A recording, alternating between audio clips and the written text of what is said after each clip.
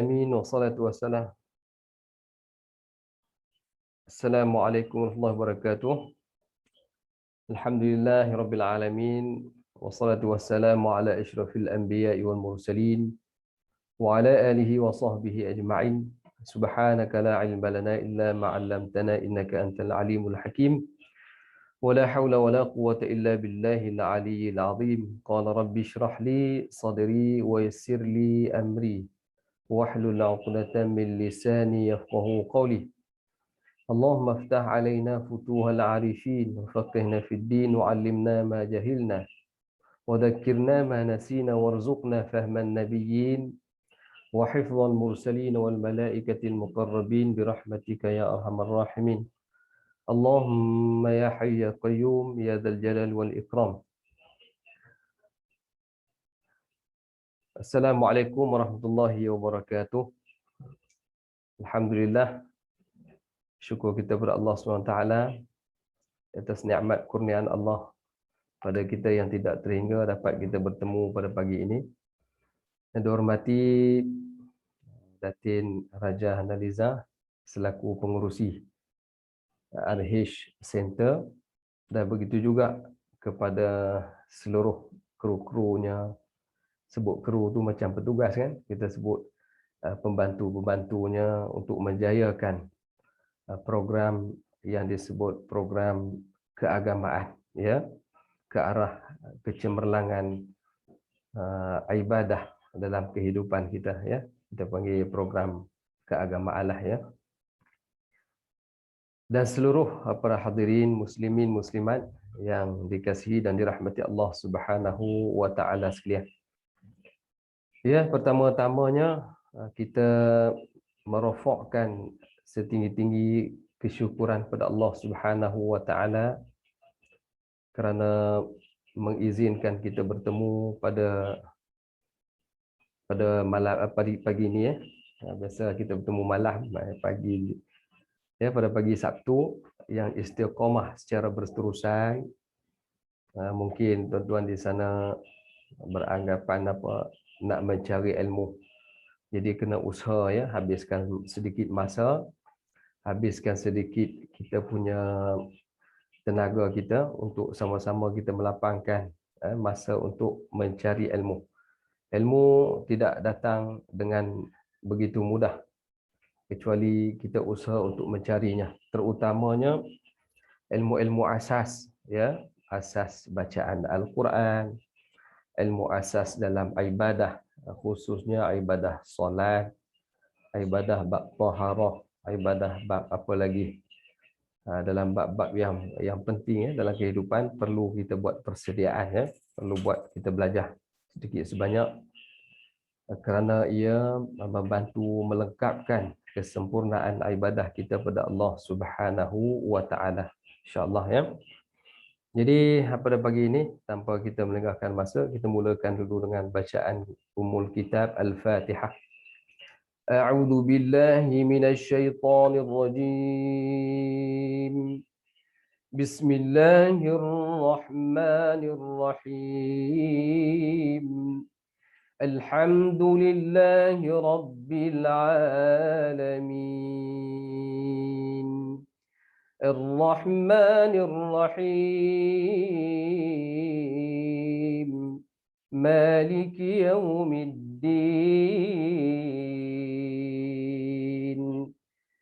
Iyyaka na'budu wa iyyaka nasta'in. Ihdinas siratal mustaqim.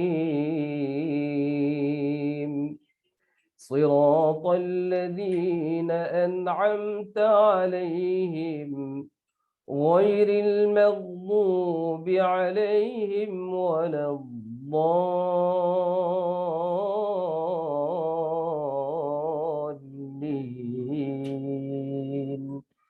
Amin.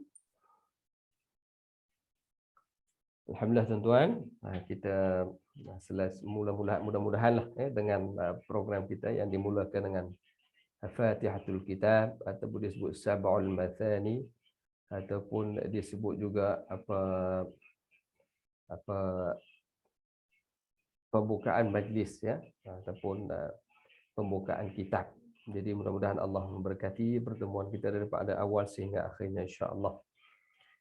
Jadi seterusnya para hadirin muslimin yang dirahmati Allah Subhanahu wa taala sekalian, mungkin ada lagi sahabat-sahabat kita yang sedang usaha nak masuk majlis kita, dan saya sebelum ke perbincangan berikutnya, saya mohon maaf minggu lepas atas urusan-urusan keluarga tentang vaksin anak-anak nak sekolah ya.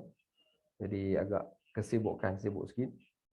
Jadi belum selesai lagi pun. Namun kita tak apalah, luang masa di hari-hari yang lain insya-Allah. Mudah-mudahan Allah Taala memudahkan segala urusan dunia kita insya-Allah.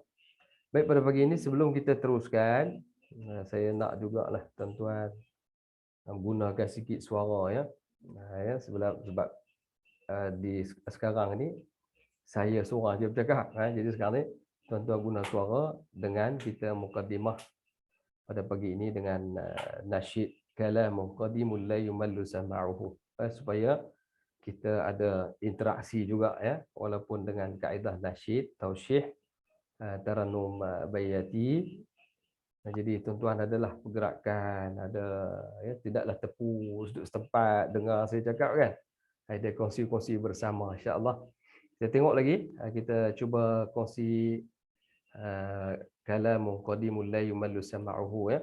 Tuan-tuan boleh ikut saya dan kita pakat-pakat nasyid kalam muqaddim ini, iaitu tausyih tarannum bayati. Boleh ya? Sebagai pembuka suara, buka majlis, dan di situ juga ada kalam doanya ya.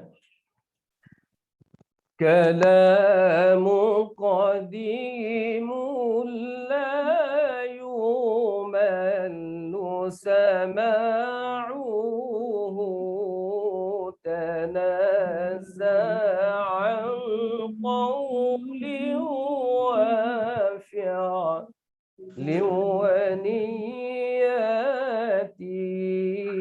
Kalamu qadimul لا يمل سماعه تنزه عن قول وفعل ونيتي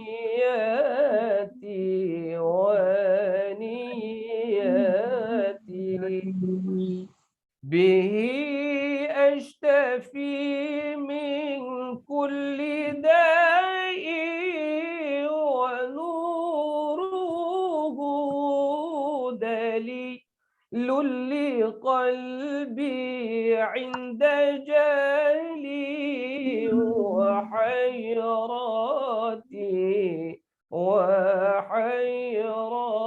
وحيراتي فيا رب متعني بسر حروفه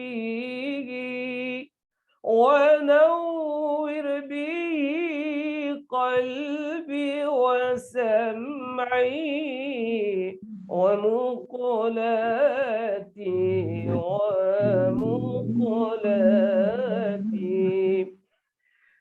وسائل علي حفظه ثم درسه بجاه النبي والآل والصحابة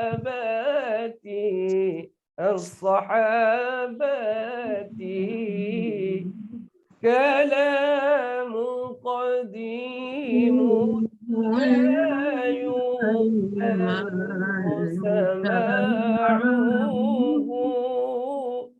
تنزه عن قول وفعل ونياتي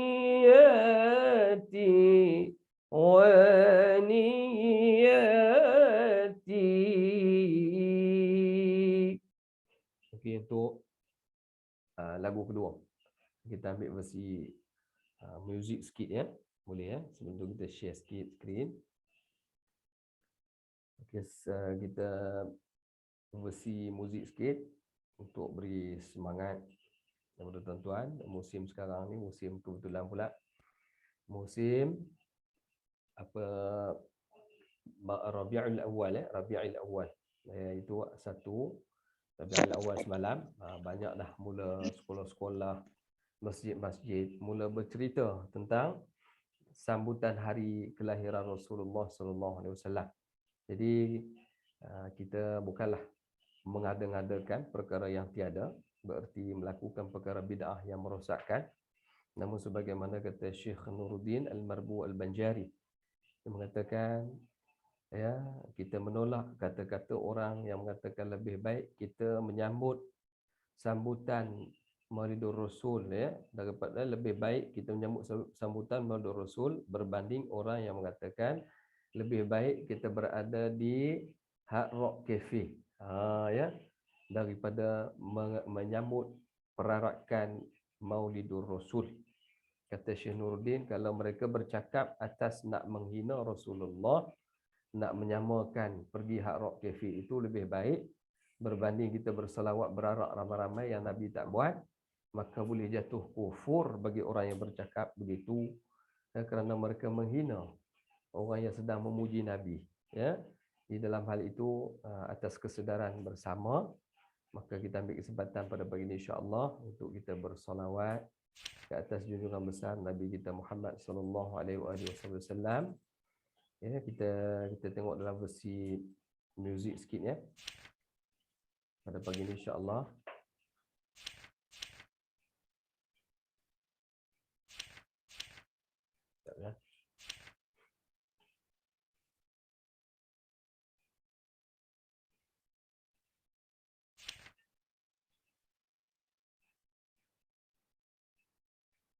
Ya. Okay, kita tengok.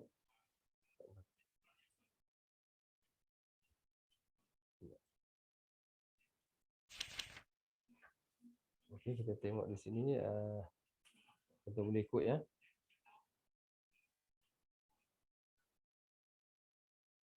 It's Lazada's 10/10 Tenaga Sale. Collect your Lazada bonus daily. Great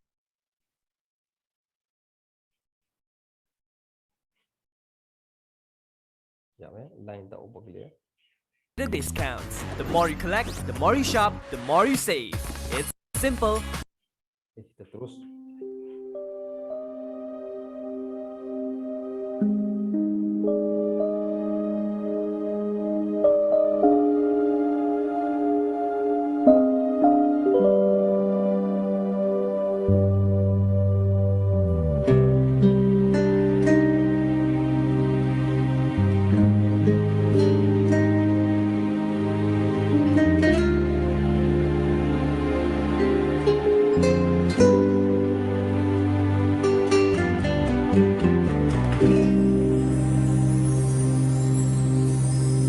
وأحسن منك لم تر قط عين وأجمل منك لم تلد النساء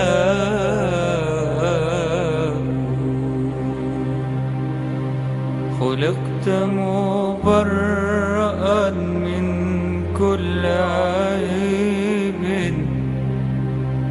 خلقت مبرأ من كل عيب كأنك قد خلقت كما تشاء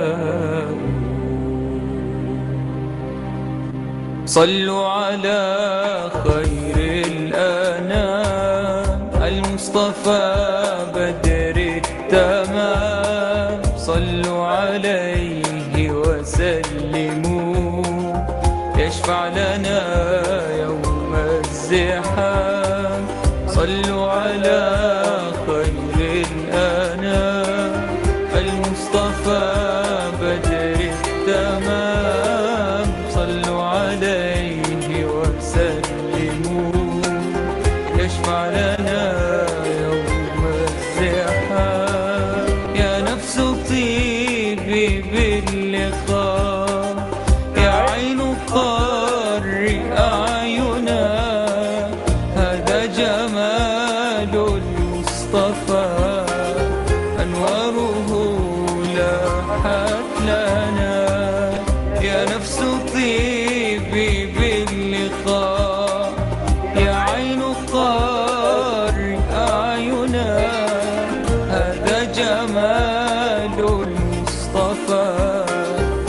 أنواره لاحت لنا بشرى لنا نلنا المنى زال العنا وفالهنا والدهر أنجز وعده والبشر أضحى وعدنا.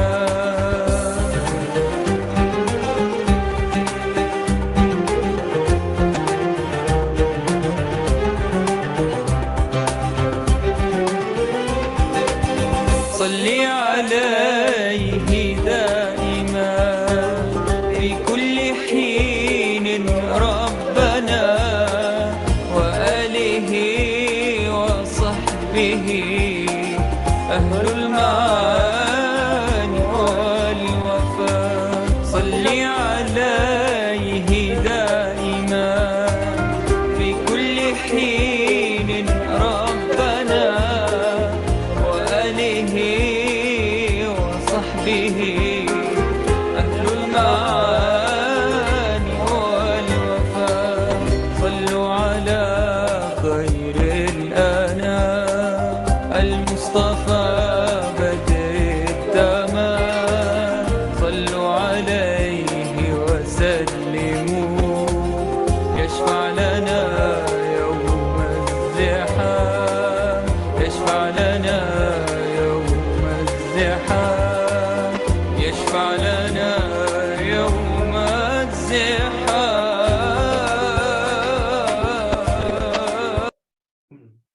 Okay, boleh tuan-tuan? Mengejut kita berhenti ya. Baik, itu satu rangsangan kepada semangat kita bersalawat ya. Sebagaimana dalam maksud daripada apa syair tadi, bersalawatlah kalian ke atas sebaik-baik manusia makhluk yang terpilih, cantiknya ibarat bulan penuh, sempurna yakni bulan purnama. Bersalawatlah kalian ke atasnya dan berikan salam agar Nabi Muhammad SAW memberikan syafaat kepada kita pada hari yang penuh kesesakan yakni hari kiamat. Ya. Wahai diri, bahagialah dengan pertemuan ini. Wahai mata, tenanglah. Wahai mata-mata kami, inilah dia kecantikan seorang yang terpilih, yakni Nabi Muhammad SAW. Cahaya-cahayanya muncul memancar untuk kita. Khabar gembira untuk kita kerana kita mencapai cita-cita. Hilanglah kesusahan, sempurnalah kebahagiaan, dan masa itu telah menyempurnakan janjinya, dan khabar gembira itu memancar ke atas kita. Selawatlah ke atasnya sentiasa pada setiap masa, wahai Tuhan kami, dan ke atasnya, yakni keluarganya dan para sahabatnya. Mereka ahli kefahaman ilmu dan kesempurnaan.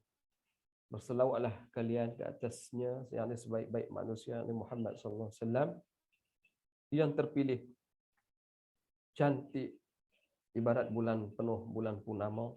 Berselawatlah kalian ke atasnya dan berikan salam agar Nabi Muhammad SAW memberi syafaatkan kita pada hari yang penuh kesesakan, yakni hari ziham ya, hari yang dikatakan hari yang penuh kesesakan pada hari itu. Tuan-tuan dan puan-puan sekalian, itulah antara selawat-selawat isi yang kita selawat dia.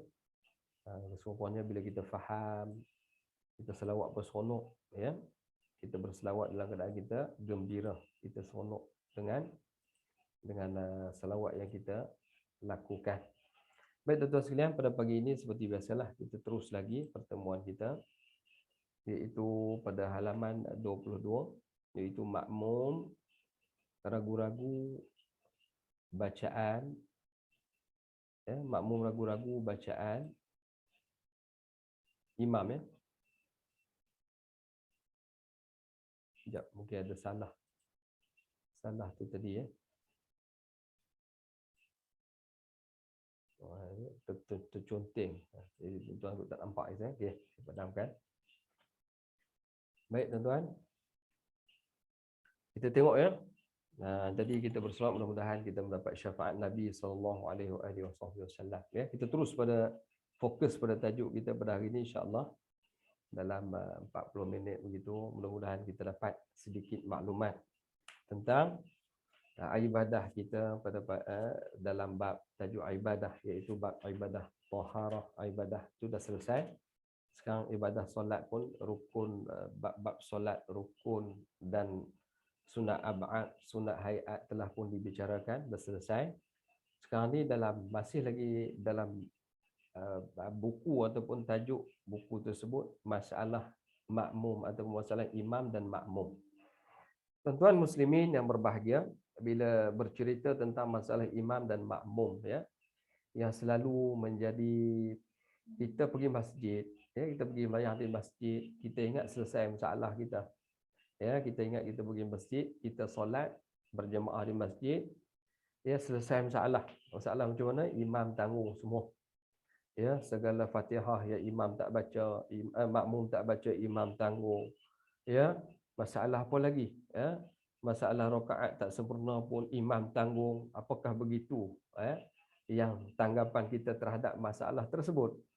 Apakah kita sebagai makmum sahaja, makmum sahaja, imam salah pun kira betul, makmum salah pun imam tanggung? Apakah kita beranggapan begitu? Sebenarnya telah pun dirungkai dalam masalah imam dan makmum.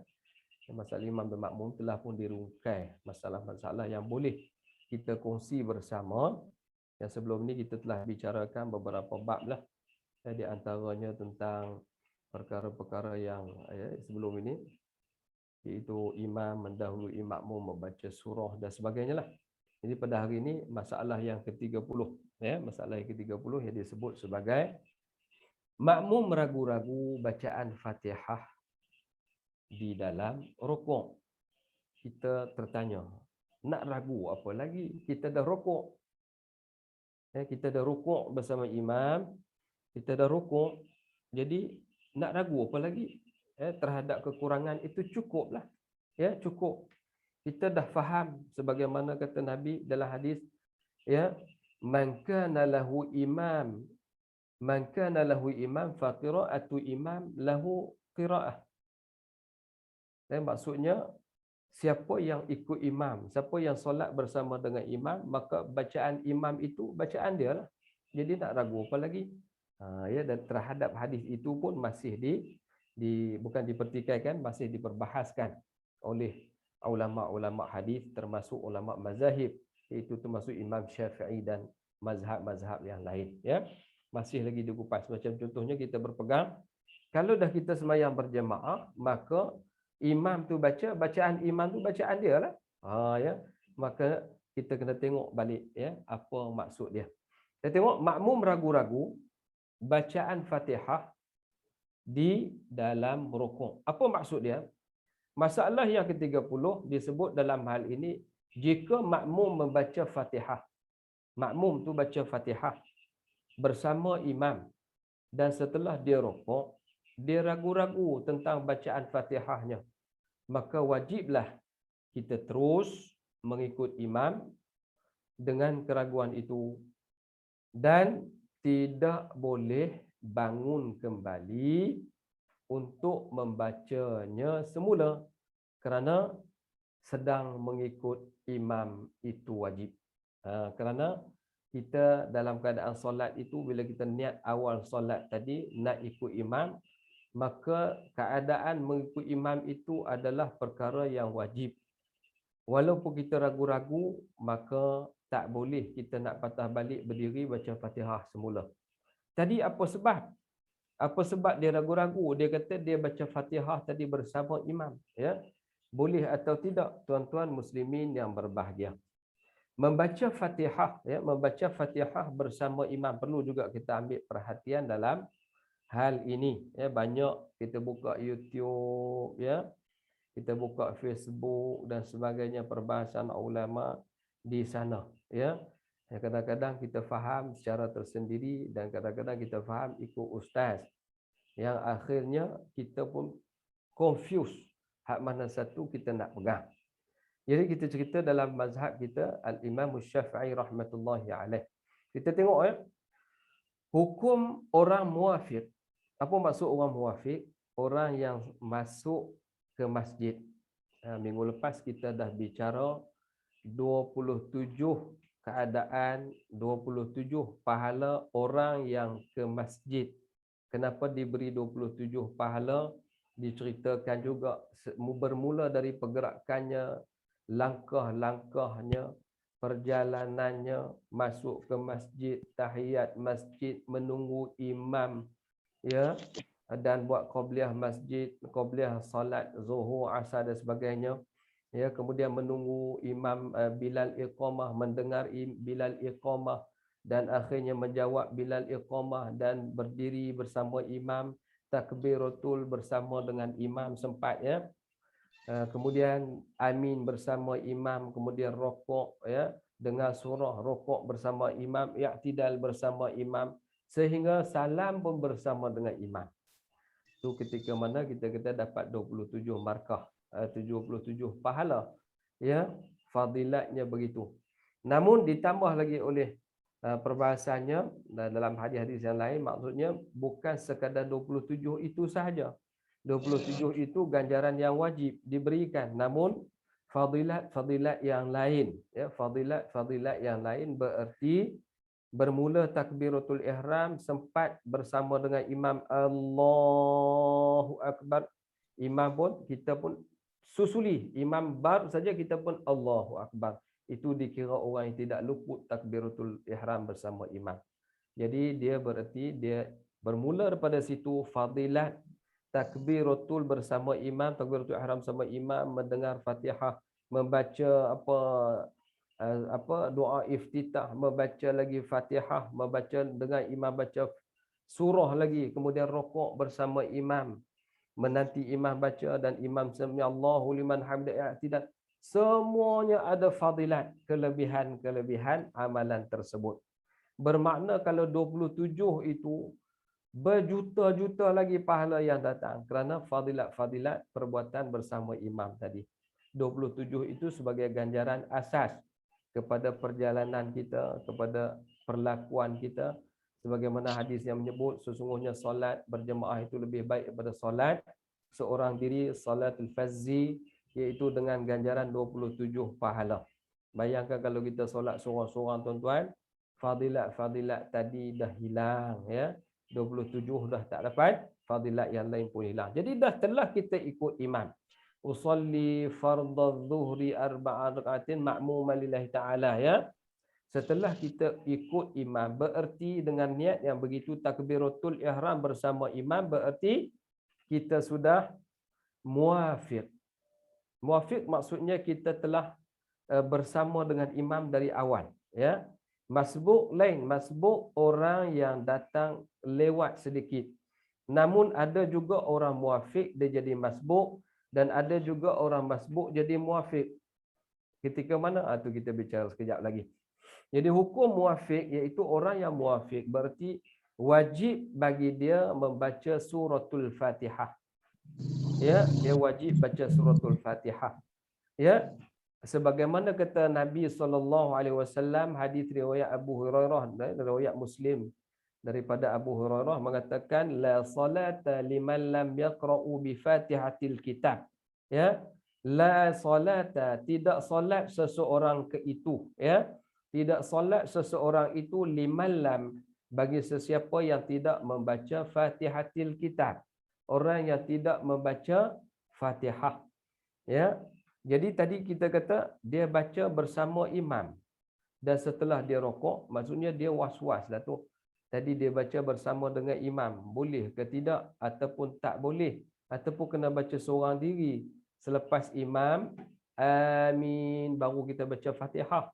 Ya, disunatkan bagi imam yang baca tadi, ya. Dia yang imam yang baca tadi dia saktah sekejap. Faham saktah? Kita faham saktah ni di dalam tajwid sahaja. Ya, di dalam Al-Quran. Kita punya aliran apa? Syatibi daripada Hafs Asim. Ya, aliran kita ini Fatihah bila kita baca ya waladhdallin amin itu kita pun amin. Ya, kita faham saktah itu dalam Quran hanya ada 4 sahaja. Kita pun faham begitu ya. Jadi tuan-tuan muslimin dan rahmati Allah sekalian, saktah di dalam solat bererti diam sekejap. Selepas amin tu dia diam dulu sekejap ya. Bagi ruang kepada jemaah, bagi ruang kepada makmum di belakang membaca Fatihah. Ya, tadi imam baca bukan dia baca. Ya, tadi imam baca, dia bukan dia baca. Lalu yang dituntut baca itu ialah kita baca secara sendiri. Lepas amin sahaja, imam saktah sekejap, dia buat alhamdulillahirabbil alamin. Imam pun terus membaca surah. Sunat diam sekejap. Jangan terus waladdallin amin ya ayyuhalladzina amanu sampai makmum pun tak sempat nak baca dari imam ni. Dia buat apa? Dia pasang turbo dia kan. Jadi susahlah laju semacam dia kan.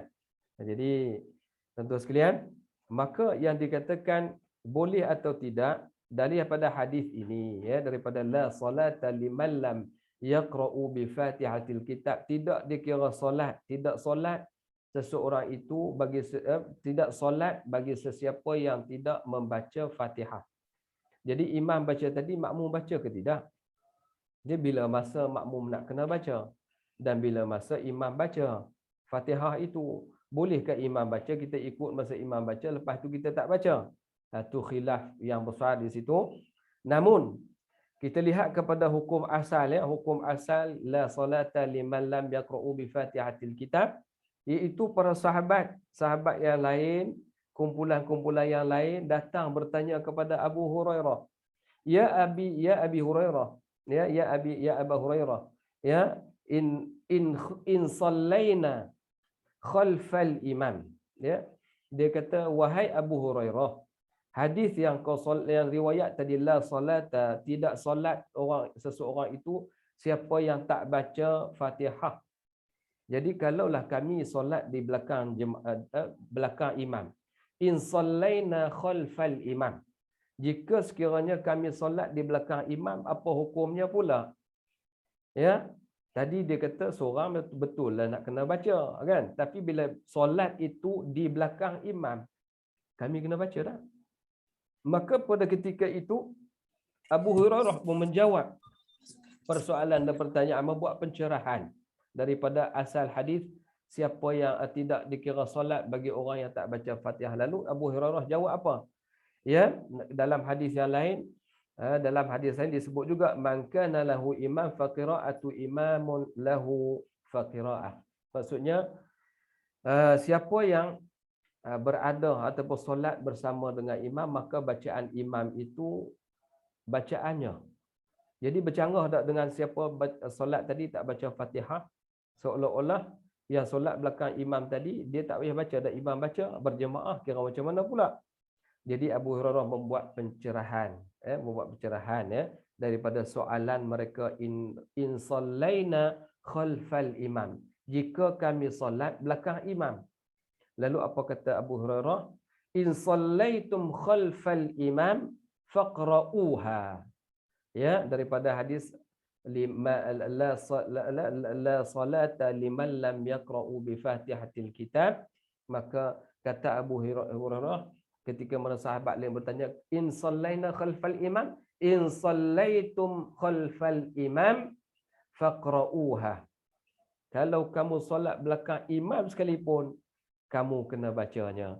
Maka dengan hadis yang disebut oleh Abu Hurairah, in sallaitum khalfal imam faqra'uha, maka Imam Syafi'i mengambil istifadah, mengambil pendapat ini, mengatakan bahawa pendapat beliau, maka bagi orang-orang yang muafiq, bagi orang-orang muafiq, macam tadi kita pergi masjid tu, orang perempuan ke lelaki ke, dah mula usalli fardha, kita sempat takbiratul bersama imam daripada awal, bererti itulah dipanggil muafiq.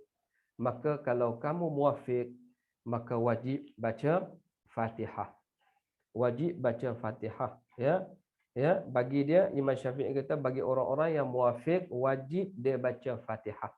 Dalam hal ini, maka ada orang katakan dalam pendapat lain, pendapat yang lain ada mengatakan kalau imam baca kita tak payah.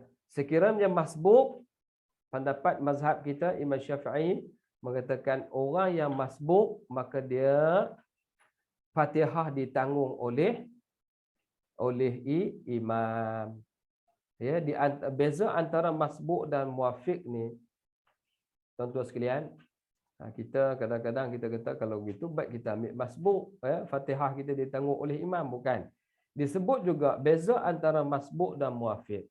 Ya, bagi orang yang masbuk, dia Fatihah ditanggung oleh imam, niat imam tadi pun ditanggung, bermulanya niat dan Fatihah semualah pergerakan imam adalah ditanggung oleh imam, ya, makmum ditanggung oleh imam, ya, bagi rakaat yang pertamalah, ya, dan rakaat yang berikutnya disebut al-masbuk tadi menjadi muafiq kembali, ya. Kita duk faham muafiq itu hanyalah berlaku pada rakaat pertama sahaja, sedangkan muafiq juga berlaku pada rakaat-rakaat yang berikutnya, dan masbuk juga kita faham masbuk itu hanya muafiq, masbuk hanya pada rakaat yang pertama sahaja. Rupanya rakaat ketiga dan keempat juga boleh jadi masbuk bagi makmum-makmum yang terlambat baca Fatihah dan imam rukuk.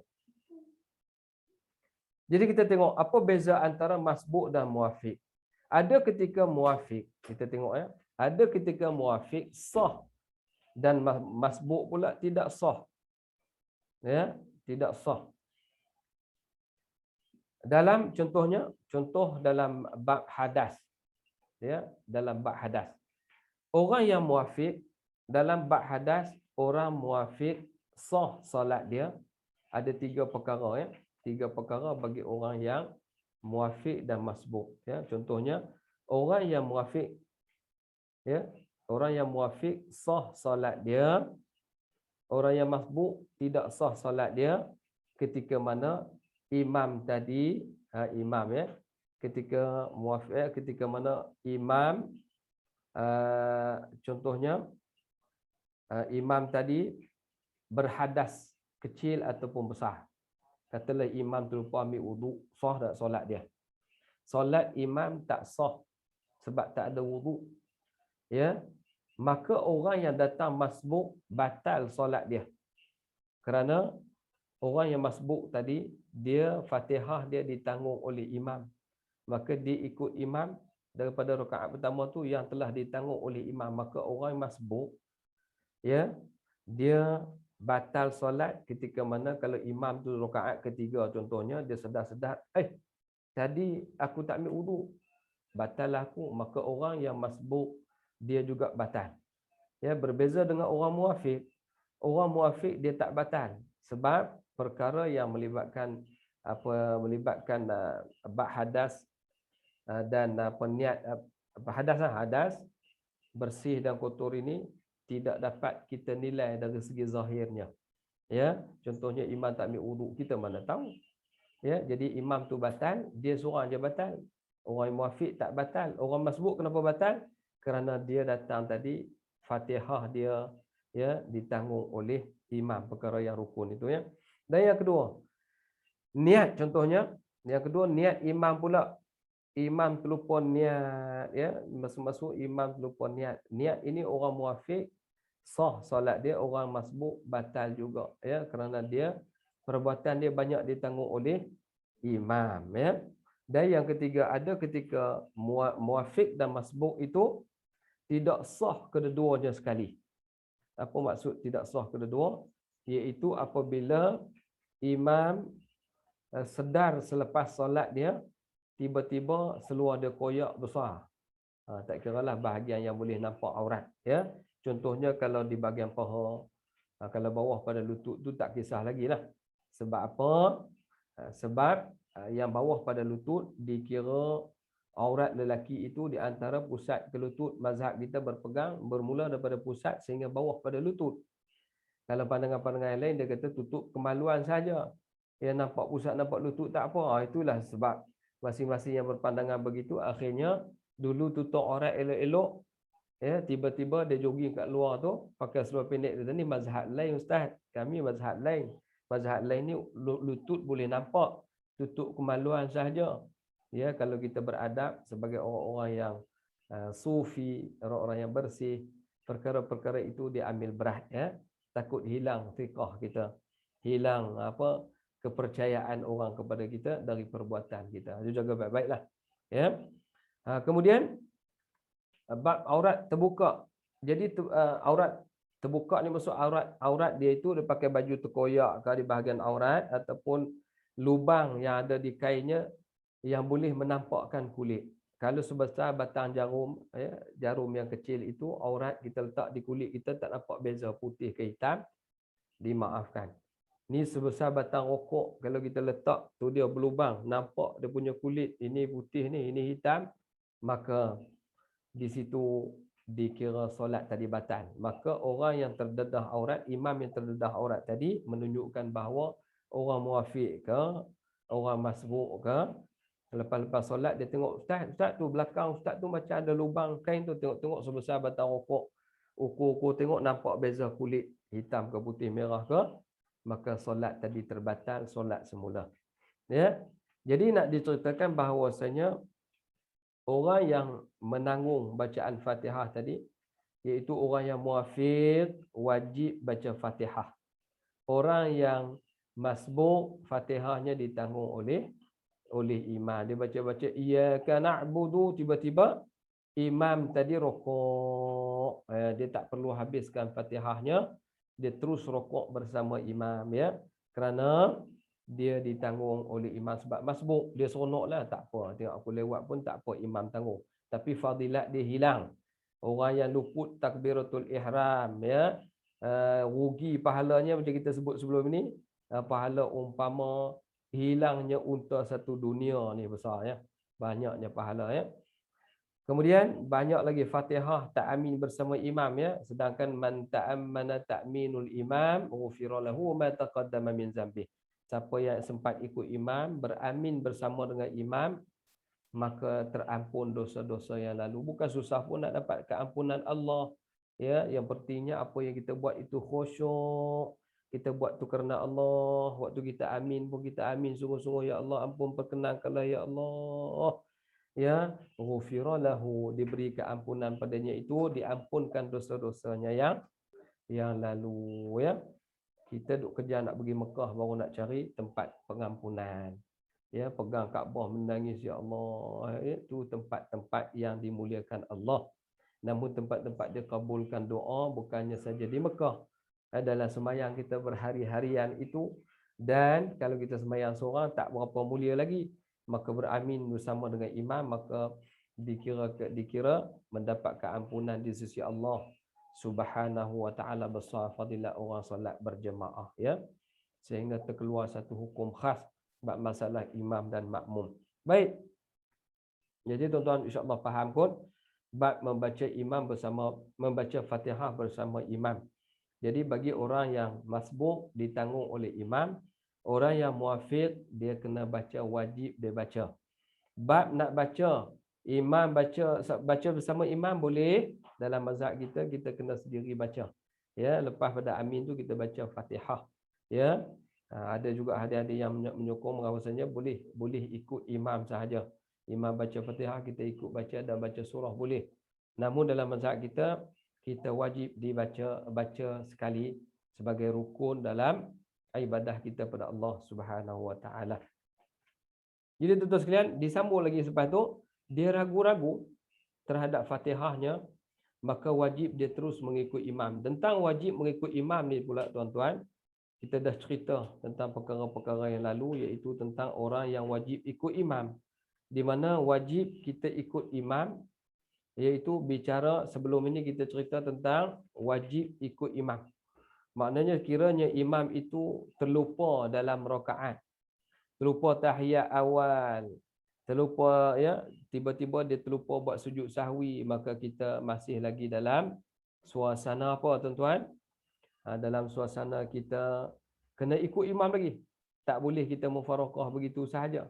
Kerana situasi tidak membaca tahiyat awal itu belum lagi batal solat, belum meninggal rukun, ya.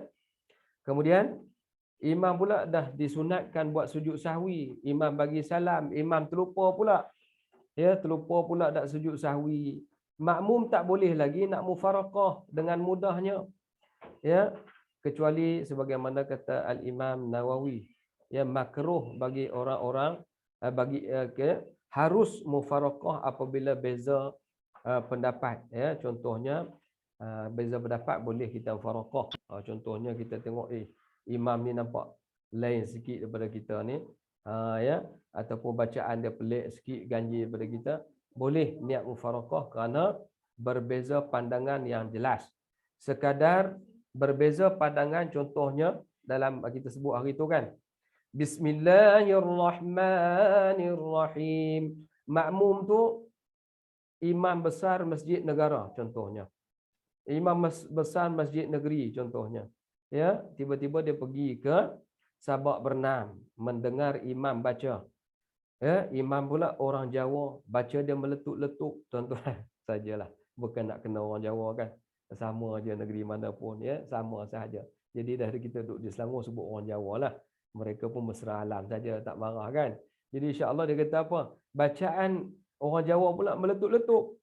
Yang suratul lajin nang angam tangalaihi. Jadi makmum belakang nampak semacam je. Ya. Maka pada ketika itu imam tadi boleh tak nak tegur makmum, makmum tadi adalah imam besar masjid negeri, boleh tak nak tegur imam dengan suasana begitu? Ya, sedangkan bismillah tadi dia dengar bismillahirrahmanirrahim.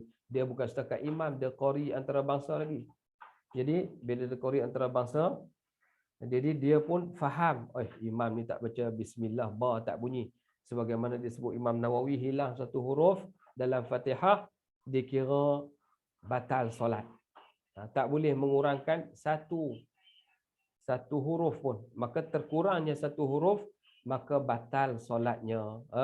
Dalam hal itu, ya, dia kata imam baca bismillah, dia boleh tak mufaraqah, dia tinggalkan. Kalau dia nak mufaraqah boleh. Tetapi kita bagi syarat hari itu kan, bagaimana disebut Imam Nawawi, dia kata apa? Orang yang nak mufaraqah boleh, tetapi dilambatkan perbuatannya daripada perbuatan imam yang asal. Ya, imam rokok dia lambatkan sikit. Sebenarnya dia nak mufaraqah. Ya, dia nak mufaraqah. Ya. Jadi dia lambatkan sedikit perbuatan, lambatkan, ya. Ataupun dia nak habis bersama dengan imam, dia kena ikut imam, boleh. Kata imam harus. Cuma makruh bagi orang luar sebab dalam hal dia dikatakan harus bagi dia ikut sampai habis, kerana bagi dia orang di situ boleh terima dia sebagai imam, dan orang di situ kata dia baca bismillah cuma pendengaran dia saja tak bunyi bismillah, ya, maka dia boleh ikut sampai habis. Itu bab ikut imam, tuan-tuan. Tidak boleh kita saja-saja nak mufaraqah. Begitu juga imam sujud sahwi tadi dia terlupa, kita pun mufaraqah terus, tak boleh juga. Sebab bab ikut imam ni adalah perkara yang wajib. Selagi mana imam tu jelas-jelas tidak melakukan perkara yang membatalkan solat, seperti mana dia disebabkan terkentut, dia sedar sendiri dia tak ada wuduk, dia berhenti, wajib kita berhentilah. Bukan wajib kita berhenti, wajib kita tidak ikut dia. Ya, dalam situasi yang lain, maknanya dalam situasi yang lain pula, maka kadang-kala makmum pula wajib mendahului imam. Ada ketika mana makmum wajib mengikut imam, imam kena mendahului makmum, dan ada ketika makmum mendahului imam. Ini perkara yang perlu juga kita tahu. Ya, tadi dia kata bab Fatihah, ya, wajib mengikut imam dengan tiada keraguan. Maka kita kena ikut imam. Dia ragu pada Fatihah dia rokok, ya, kemudian dia nak balik pada asal, tak boleh. Maka Fatihah itu memadai ditanggung oleh imam. Kerana kita tengok situasinya.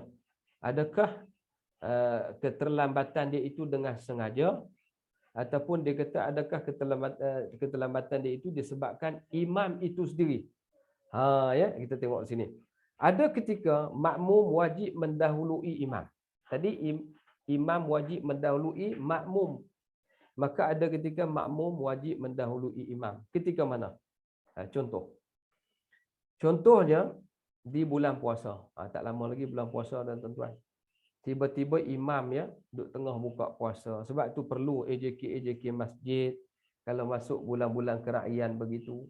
ya hari-hari kerakyaan begitu, buat mesyuarat bagi elok-elok, ya, berbincang sama sendiri. Sebab apa? Kalau kita tak mesyuarat, apa yang terjadi, yang akan terjadi huru-hara, ya, sehingga terbawa-bawa di dalam solat. Ya, pernah jadi juga ketika mana makmum, ketika bulan puasa mereka tak mesyuarat betul-betul, imam tadi tengah-tengah buka puasa kena pula buah kurma keras, kena pula gigi tak bawa, yang gigi palsu lah. Tak bawa gigi pula, pakai gigi palsu. Lalu duk kemam buah kurma keras tu nak bagi pecah, nak bagi apa, lembut buah kurma tu. Bilal kat atas sana tak peduli dah. Allahu Akbar, Allahu Akbar. Dia kira qomat. Sudahlah imam ni, Bilal ni. Ya, dia buat kepala dia aja, ikut suka dia nak qomat tak qomat. Tak perhati kata imam sedang buat apa? Sedang berbuka puasa, tak selesai lagi, masuk biji kurma dah qomat dah. Jadi dalam hal itu apa jadi? Imam pun tergesa-gesa nak kejar ke tempat solat. Bila dah terkejar-kejar begitu, apa jadi? Situasinya imam tadi dalam keadaan dia solat, dia terlupa. Rakaat pertama tu dah dia baca tahiyat awal. Allahu Akbar. Bilal ni tak tengok imam langsung. Tengah-tengah duk perasaan macam begitu. Akhirnya rakaat pertama dia sudah tahiyat awal. Jadi imam tu lupa lah. Maknanya imam tu lupa, ni rakaat kedua dah kot. Dia pun at-tahiyyatu. Jadi makmum tadi, situasi imam lupa, makmum lupa. Kalau makmum pun ikut imam juga, dengan sengaja batal solat bagi makmum tadi. Nampak tak? Makmum tu dia saja ikut imam. Imam rakaat pertama tahiyat awal, dia pun ikut at-tahiyyat. Dia sengaja, dia tahu kata imam tu lupa, tapi dia sengaja ikut imam. Dia kata sebab apa ustaz pesan hari tu mesti ikut imam? Bukan semua situasi ikut imam. Kalau imam dah lupa pada rukun, ya, tahiyat awal tidak ada pada rakaat pertama, dia buat dengan sengaja, batal bagi orang yang sengaja ikut imam tadi. Maka bagi orang yang terlupa, kalau dia terlupa juga, dia pun sama. Malam ni cepat bila qomat, dia pun ikut imam. Tahiyat pertama pun sama. Maka kalau sama-sama lupa dengan imam itu, dia bolehlah imam dan dia menyanyi sekali. Kita serupa. Sebab apa? Dia dengan imam tu serupa aja. Boleh nyanyi lagu kita serupa. Sama-sama lupa. Jadi kalaulah bukan dia ingat, maka makmum tadi terus berdiri mendahului imam walaupun imam tak bangun. Ya, makmum tadi terus berdiri. Ya, kalau dia tak berdiri dengan sengaja, dia batal sebab dia buat perkara yang tidak ada pada rakaat pertama. Imam tadi tak apa, situasi dia terlupa. Maka makmum tadi tak perlu tunggu imam dan terus berdiri. Terus berdiri tegak sambil memberi tambih, memberi peringatan kepada imam. Dia kata apa? Subhanallah. Jangan cakap bahasa Melayu pula. Ya. Imam, rakaat pertama. Ya, kalau cakap macam tu sah-sah lah. Orang itu batal. Kena orang sebelah pula, mujur aku tak cakap. Batal juga dia cakap begitu. Ya. Jadi dia tegur hanya sekadar perkataan tambih itu peringatan dalam bentuk subhanallah. Ya, makmum yang berdiri tadi boleh sebut subhanallah.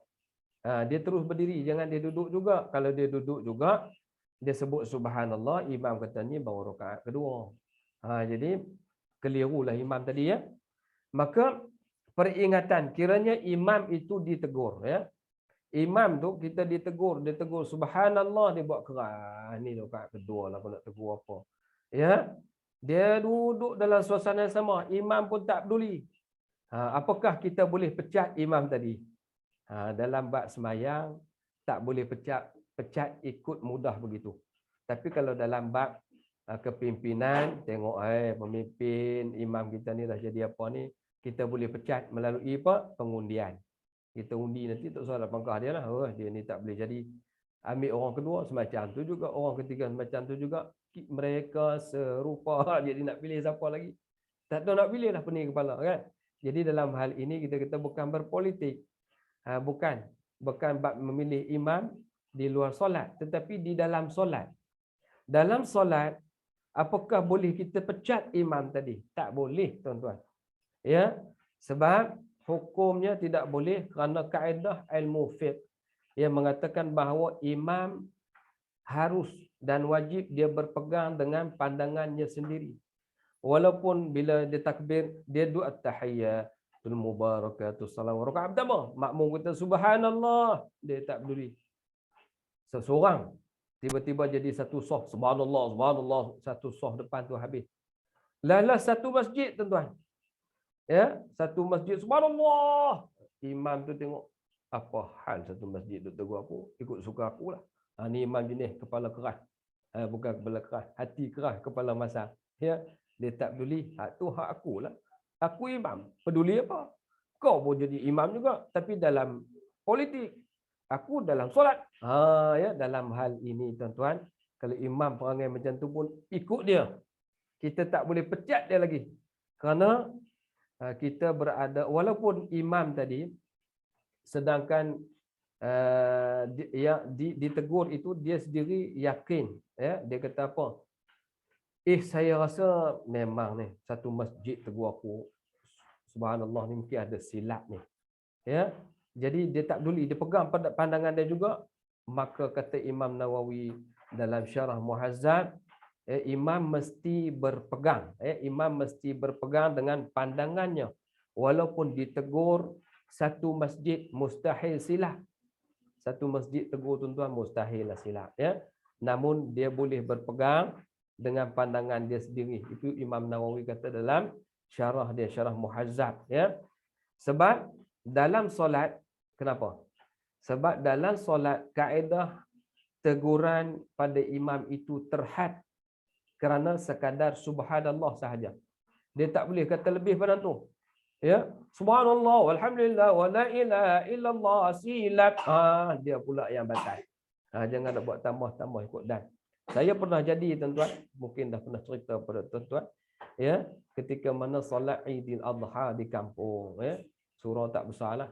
Hari itu dua, satu masjid daerah, satu masjid saya lah, surau.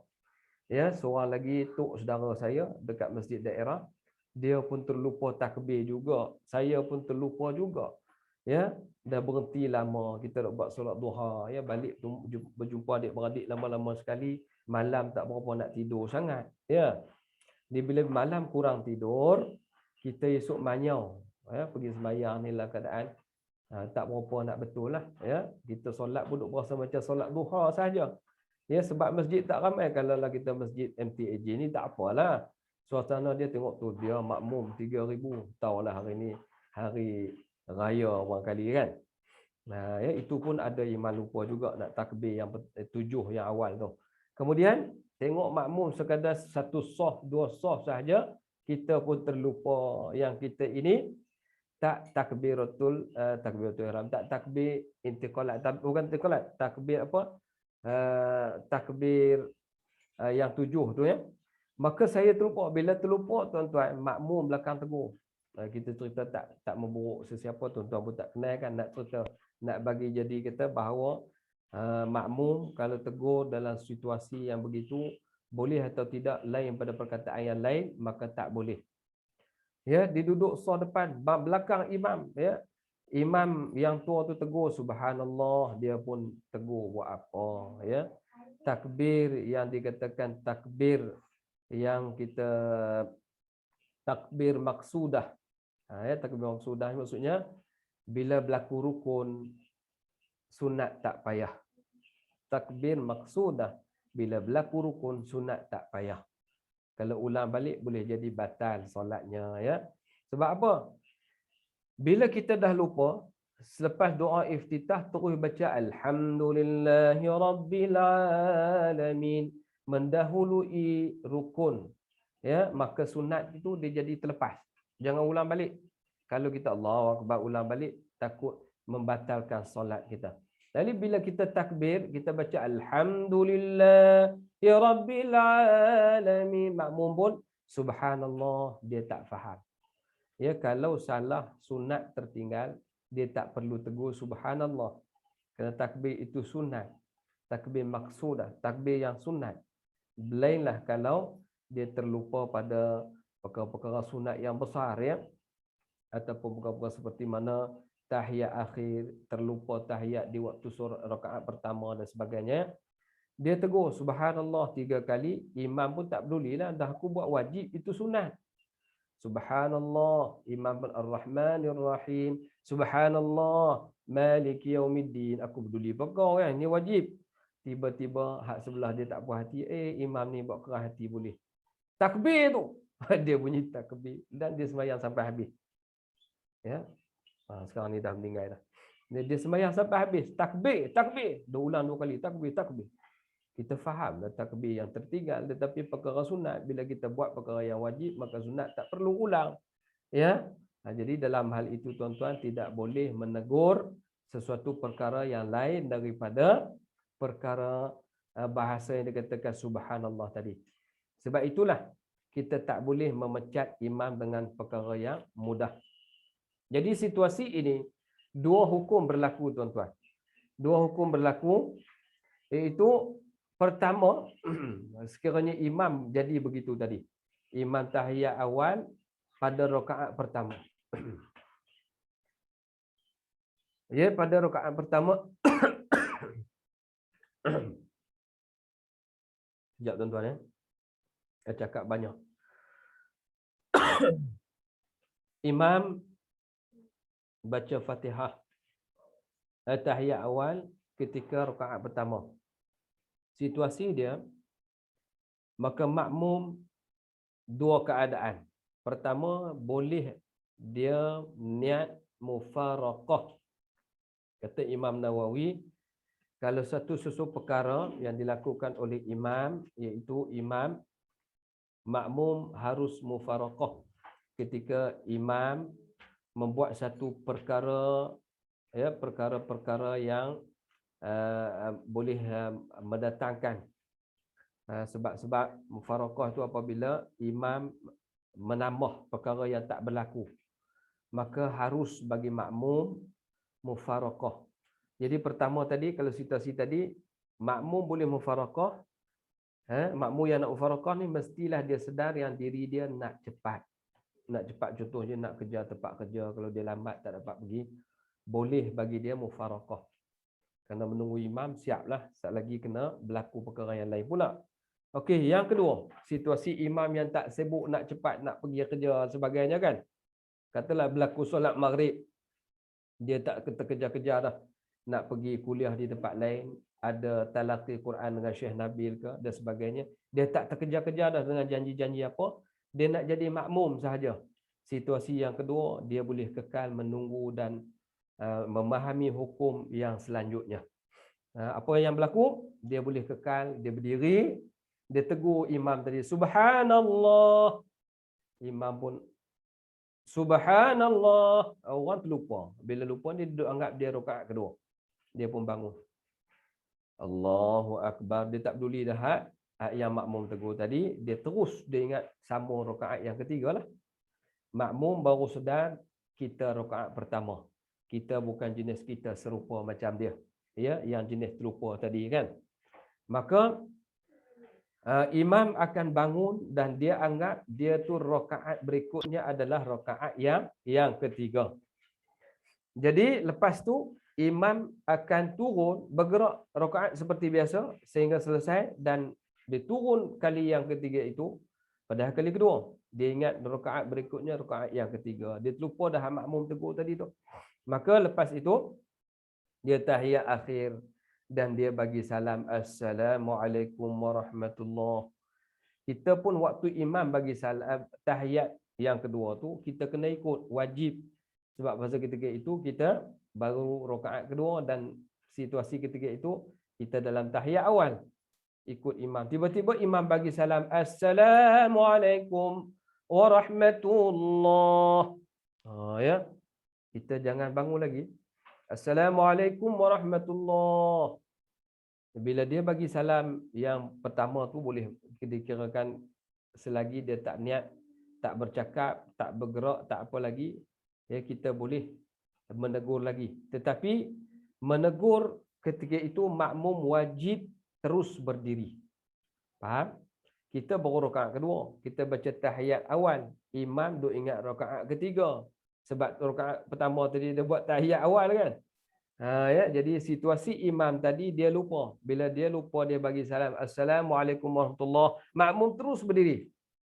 Makmum berdiri saja. Adapun contoh, tadi situasi tadi selepas saja tahiyat tu kita tunggu baca tahiyat awal, imam dia kira tahiyat akhir. Maka dia bagi salam, makmum terus berdiri. Dan ketika imam tu berdiri, lepas dia berdiri, dia mestilah bagi tanbih, peringatan kepada imam tadi, subhanallah. Ya, sehinggalah imam itu dia pasti. Masa tu kita tak boleh niat mufarakah lagi tuan-tuan. Sebab apa? Imam tu bagi salam pertama, dia tak cakap apa-apa. Situasi itu dia masih dikira dalam rakaat. Kerana orang yang terlupa di sisi Allah Subhanahu Wa Taala, Allah maafkan. Sebagaimana kata Nabi, innallaha wada'a an ummati, innallaha wada'a an ummati al-khata' wan nisyan. Sesungguhnya Allah Taala, kata Nabi, tidak ambil kira bagi orang-orang yang tersalah dan terlupa. Orang-orang yang tersalah perbuatan dan terlupa, tidak diambil kira. Jadi dia bagi salam pertama tu, Assalamualaikum warahmatullahi wabarakatuh. Makmum terus berdiri, tanbih dia, peringatan pada imam tadi, subhanallah. Imam tu pun dia tak cakap apa lagi, subhanallah. Sehinggalah dia cari, kita dengar betul-betul, perhati sebelum farakah ni. Kita dengar betul-betul imam nak kata apa, dia duduk diam lagi. Subhanallah 3 kali, dia pun, kalaulah budaya di Malaysia membatalkan solat itu dengan astaghfirullahalazim, astaghfirullahalazim, cepat-cepat taubat imam oi, sebab kau tu terlupa. Jadi di situ jelas kita boleh mufarakah dan terus menambah 1 rakaat dengan sempurna, bagi kita dapat pahala 27 seperti biasa. Sebab kita berjemaah tadi, kita tak lupa, kita niat ikut imam dengan sempurna. Imam dia dalam senario dia terlupa, wajib dia solat kembali. Selepas dia istighfar, barulah kita pun baca Fatihah dan bergerak seperti biasa sampai bagi salam akhir, ya. Jangan mufarakah dulu selagi mana imam tu tak bergerak ke mana-mana, belum istighfar. Kalau di negara Mesir, saya sebut hari itu, setengah di masjid-masjid di sana ada orang Mesir, habis saja salam yang kedua, dia pusing ke belakang, dia tengok makmum. Dia tak kata apa, dia zikir sendiri-sendiri. Kita di sini kalau pusing belakang, astaghfirullahalazim, satu masjid, orang belakang dah masbuk, nak baca duduk dengar istighfar dia lah. Allazi la ilaha illa, buat lagu pula, kita pula alhamdulillahirabbil, astaghfirullah, kita pula istighfar sama naik dengan dia. Sebab apa? Itu imam pusing belakang, tengok kalau makmum dah masbuk, istighfar pelan-pelan sudahlah. Astaghfirullahalazim. Ini dia bagi sama naik speaker pula lekat dengan mulut. Ganggu habis makmum belakang. Nak buat tu tahulah perkara yang bid'ah, ya. Bid'ah yang hasanah sebenarnya, yang baik. Kalau kita nak buat, pasti kita buat itu mendatangkan manfaat kepada orang yang kita nak ajar. Ya, tujuan kita nak mengajar. Perbuatan itu setengah orang marah terus, kata bid'ah, masuk neraka. Ya, Nabi tak buat. Jadi kita kata tak bolehlah cakap begitu, ya, terlalu keras. Kita kata kita nak berzikir, nak mengajar orang takut terlupa. Ya, atas alasan itu dipanggil hasanah, baik. Tapi dah mengganggu makmum yang masbuk, imam tadi kena faham, ya, berdosa, ya, mengganggu orang sembahyang wajib. Maka ketika itu apa yang perlu makmum buat? Maka makmum berdiri dan tegur imam, subhanallah, subhanallah. Imam pun astaghfirullah, jelas dia sudah batal.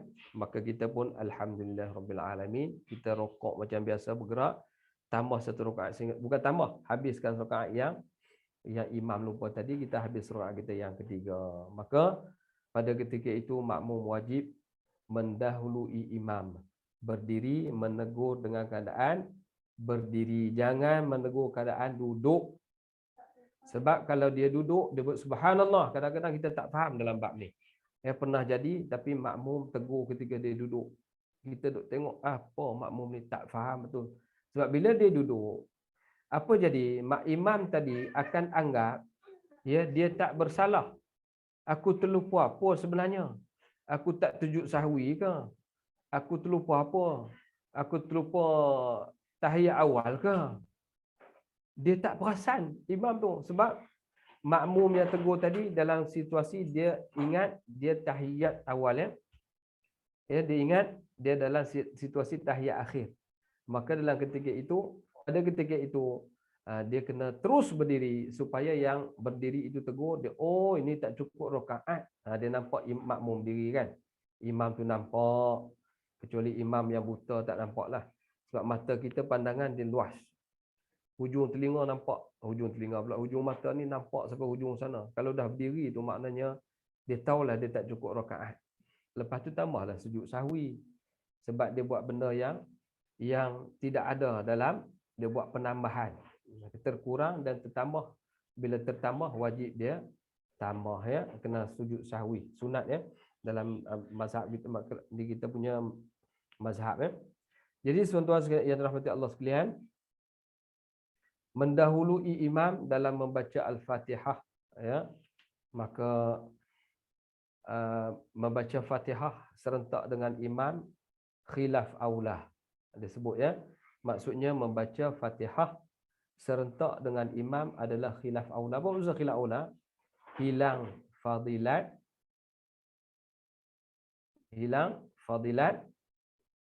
fadilat contohnya kelebihan, afdal, perkara yang afdal tadi hilang.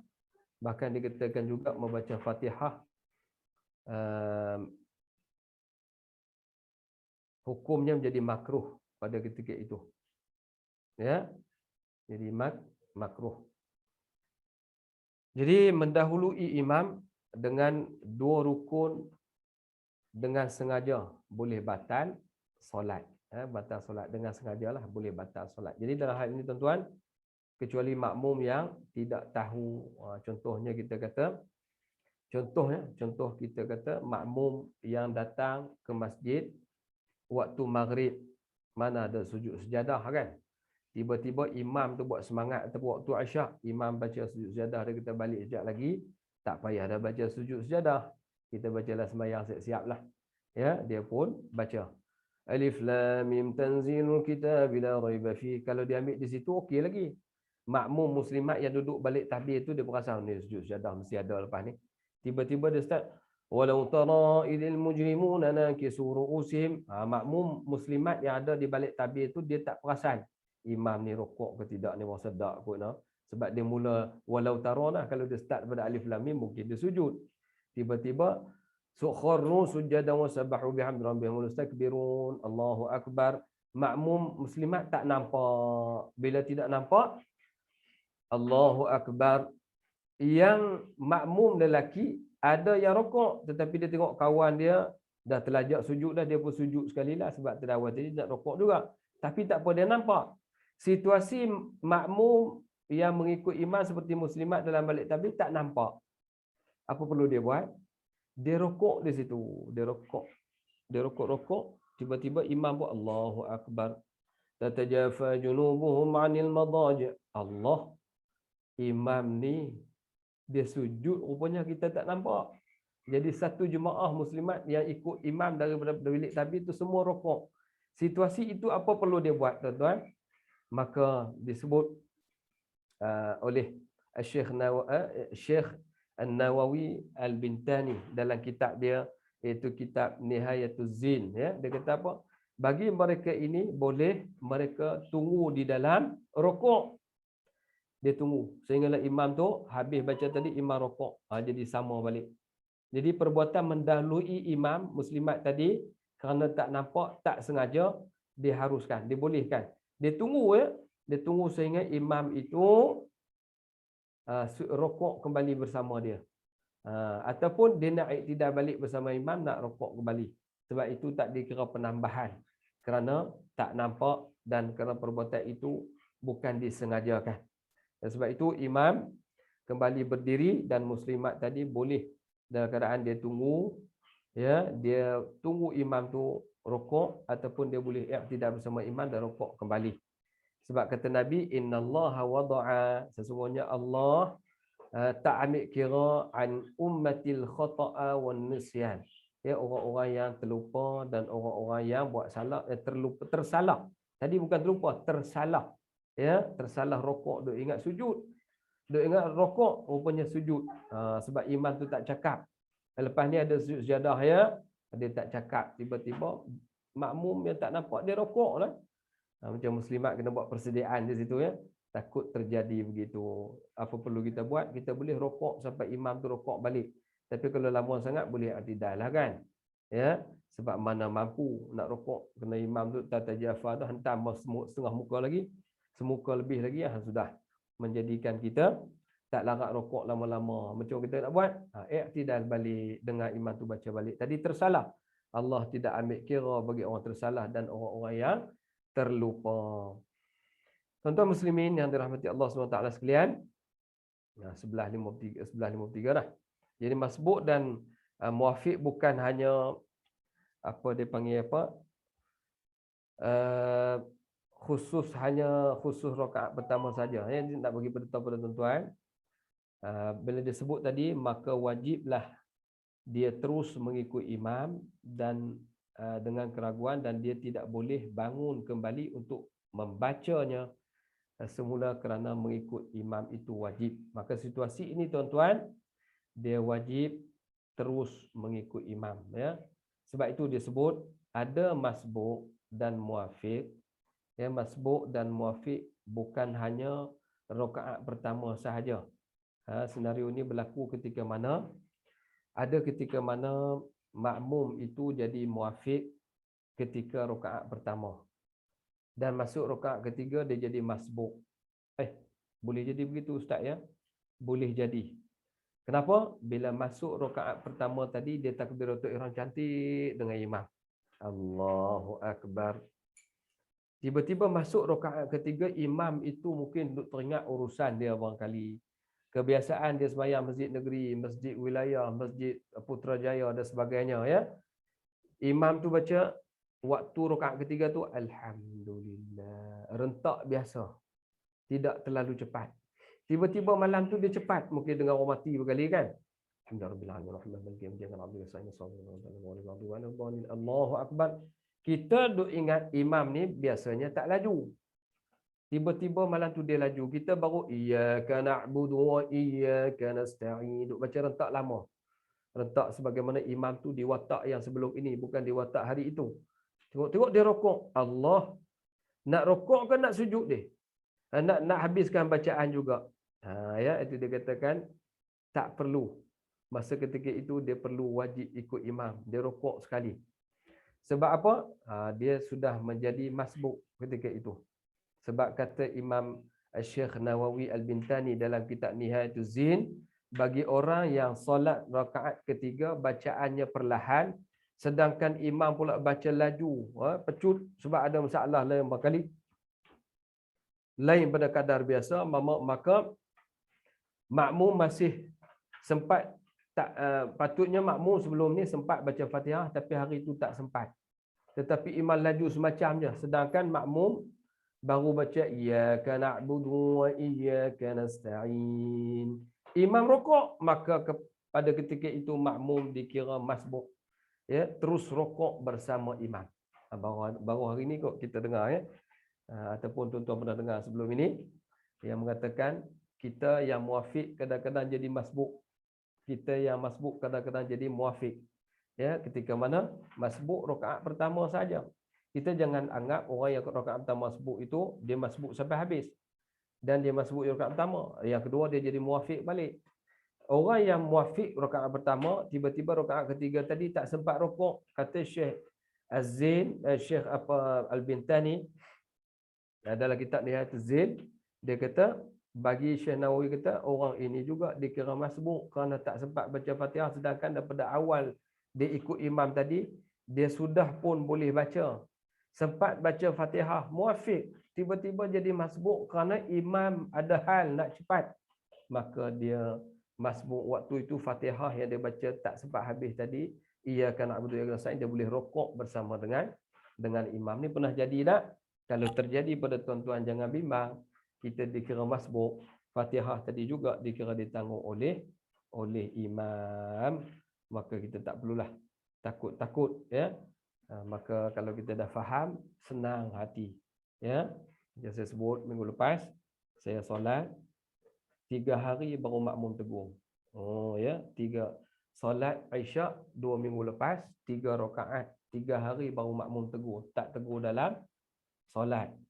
Jadi apa situasi itu? Dosa ke, haram ke, masuk neraka ke? Okey, dalam situasi itu tuan-tuan, kalau makmum itu lupa macam saya, keluar-keluar kami boleh nyanyi lagu Kita Serupa boleh, sebab sama-sama lupa. Tapi kalau makmum itu teringat tapi saja-saja dia buat lupa, dia sembahyang 3 rakaat, situasinya solat dia memang batal lah, ya. Dan perbuatan juga bawa pada dosa kerana dia tak tegur imam, ya. Dia tak tegur imam. Jadi dia nak tegur pun dia takut, kalau aku tegurkan nanti nak ganti imam, akulah hak tegur ni. Subhanallah. Lepas tu imam, oh apa, batal. Dia orang tak boleh berhenti saja-saja begitu. Dia orang kena solat teruskan, maka kena lantik imam baru naik. Saya kena pergi ke belakang jadi makmum. Tak boleh saya kata kita berhenti buat lain. Macam imam Zaid daerah gitulah. Saya cerita terlupa takbir raya tu kan, yang ketujuh dia 7 kali tu Allahu Akbar. Takbir maksudah tu Allahu Akbar. Dia terlupa. Di situasi tu dia nak buat macam mana? Allah, kalau makmum tanya lepas ni, gigi aku ni, aku tak tahu hukum ni. Dia ambil speaker dia pegang mic, dia baling. Tom, jatuh bawah. Dia ambil mic, dia kata, tuan-tuan, speaker jatuh, saya takut muslimat belakang tak dengar. Dia kata, kita solat lain boleh. Jadi waktu itu makmum tak tahu apa, makmum tak berdosa, imam tu dosa. Sengaja membatalkan solat dengan sengaja. Tapi sebab jahil, mungkin Allah maaf lagi lah. Sebab kita kata jahil lah, sebenarnya dia tak tahu. Dia bimbang takut makmum tanya, aku nak jawab apa. Kalau mic jatuh, alasan makmum belakang tak dengar, dia adalah alasan saya takut makmum muslimat duduk belakang takbir, bukan nampak kita nanti kan. Saya duduk sembahyang seorang-seorang, kenapa nak rokok macam mana? Sedangkan bukan kesalahan mic tu jatuh. Salah dia sebab tak takbir. Tapi dia balik mic bagi jatuh tu supaya alasan tu cantik, tuan-tuan sekalian. Jadi tu imam tu lah tanggung dosanya. Makmum tadi kalau sengaja tak tegur, makmumlah yang menanggung kesilapan itu. Ala kulli hal, kalau dia tak tahu, dimaafkan lagi. Ya, Allah tidak menghukum bagi orang yang tidak tahu. Allah tidak menyeksa bagi orang yang tidak tahu, sehingga dia tahu. Maka sebab itu tuan-tuan, nak jadi makmum kena tahu hukum sebagai makmum. Nak jadi imam pun kena tahu juga selok-belok sebagai imam. Ya, kalau dia sengaja, dia batal, disebabkan dia teringat tak ambil wuduk tadi, dia boleh cakap imam. Ya, kalau dia tengok Bilal, dia boleh harap, ni haji, tolong nak imam nah, sebab saya batal tak ambil wuduk. Cakap terus terang. Ya, supaya dia boleh ikut. Wallahu alam tuan-tuan dan puan-puan sekalian. Walaupun satu tajuk saja, makmum ragu-ragu bacaan Fatihah di dalam rukuk, maknanya perbahasan kita tadi panjang juga, iaitu makmum baca Fatihah dalam situasi dia seolah-olah tadi tak sempat, ya, membaca Fatihah, dia baca lambat, imam tu rukuk.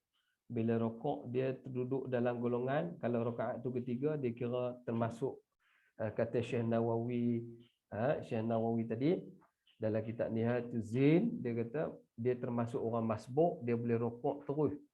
Ya, rukuk terus, ya, bersama dengan imam, tak perlu bimbang lagi sebab dia tanggung Fatihah tu oleh imam, kerana imam tu baca cepat, tak selalu seperti biasa. Jadi kalau dia kata dia baca Fatihah bersama dengan imam tadi, ada pandangan mengatakan boleh, ya, kerana dia bimbang, takut imam tu nanti baca Qaf, Allahu Akbar, sudah, aku tak baca ada Fatihah. Maka ketika itu ada keharusan dia membaca Fatihah bersama dengan imam. Alhamdulillahirabbil alamin arrahman, dia ikut siap-siap, ya. Jadi dia tahu dah rakaat kedua mesti imam ni memang kena orang. Allahu Akbar. Bismillahirrahmanirrahim. Waladdallin amin. Bismillahirrahmanirrahim. Dengar sudah bismillahnya. Wadduha. Allahu Akbar. Tuan-tuan nak baca ayat dalam sembahyang pun sekurang-kurangnya 3 ayat. Sekurang-kurangnya 3 ayat yang sempurna. Ya, nak baca surah apa? Inna a'tainakal kautsar, 3 ayat. Sekurang-kurangnya 3 ayat sempurna kalau nak pendek. Jangan wadduha terus rokok. Tak ada faedah. Sunnah tak sampai. Ya. Qaf. Allahu akbar. Ini kan kena orang tu. Zaman remaja dulu adalah perangai jahil kita tu kan, kadang-kadang kita nak kena kawan. Allahu akbar. Tengok makmum belakang main ramai sikit. Aku kena. Bismillahirrahmanirrahim. Baca sedap. Nun. Allahu akbar. Makmum belakang berselerak Fatihah. Waktu itu jahil, dia tak tahu kita main tu berdosa. Maka solat makmum tadi dikira ditanggung Fatihah oleh imam. Jadi itu maksud di situ ya. 30 makmum ragu-ragu baca Al-Fatihah di dalam rukuk. Ya, disebabkan dia baca tak habis. Disebabkan dia baca sebelum amin. Tiba-tiba imam rukuk, dia pun rukuk sekali. Ya, jadi keadaannya sah solat tadi kerana perbuatan mengikut imam itu lebih wajib. Kita lambat sebab imam tu cepat. Dan biasanya imam tak cepat. Imam sederhana. Tapi hari itu imam ada hal lain kot, dia baca cepat.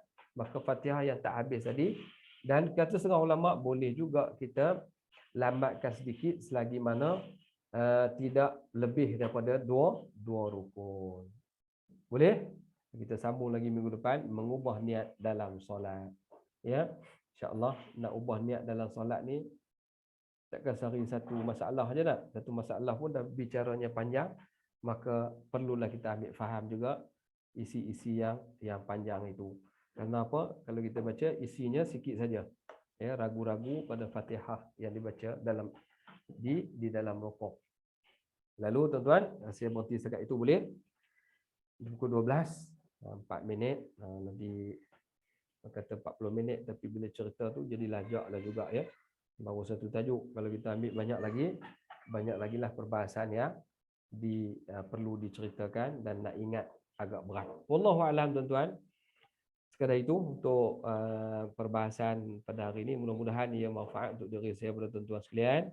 Dan yang baik itu kita jadikan sebagai ilmu dan dapat amal dengannya. Yang terkurang tu mohon maaf banyak-banyak. Tentu carilah guru-guru yang lebih alim, lagi bijaksana untuk kita menambah lagi ilmu.